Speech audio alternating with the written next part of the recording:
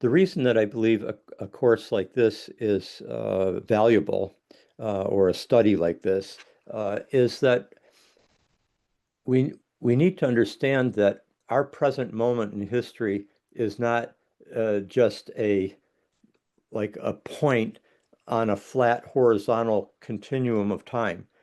The present is deep. Our own sense of who we are, our selfhood, our way of engaging the world, our perception of the world is not just something that is the result of what happened a moment ago or what happened even in our lifetime to us, but rather has been shaped by all the history that's preceded us, and particularly uh, both our own cultural history, but also the history that has shaped the world that we're in today. And so, in order to be more conscious of what would be otherwise unconscious, we need to study history.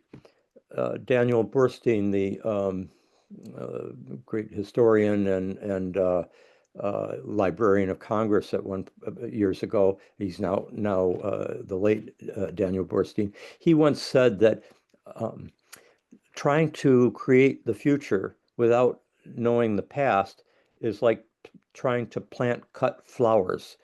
And I think that precisely describes the importance of a course like this, which is basically to get to better understand ourselves and our world and our present moment by understanding the the story, the narrative unfolding of what constitutes our present moment, because it just didn't come out of nowhere. It didn't just come out of 400 years ago with Descartes' discourse on method and the cogito ergo sum, I think, therefore I am. It didn't just all start at in a recent way or even at the beginning of modernity. It's a larger story.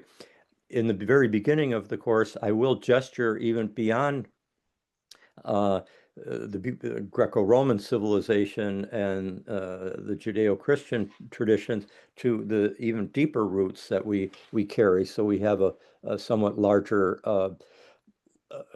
frame of reference.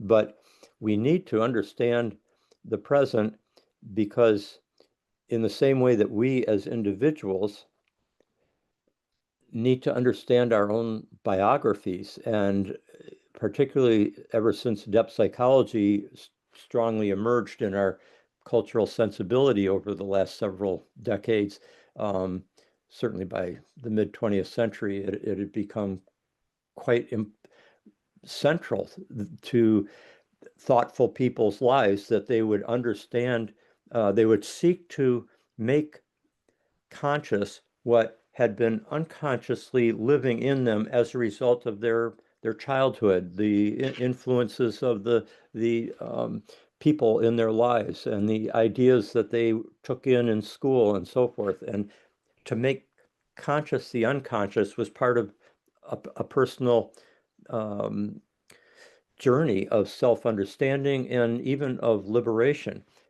And that for a civilization, history is the great unconscious. And so to make particularly our interior history, we're not particularly talking about kings and generals and wars and so forth.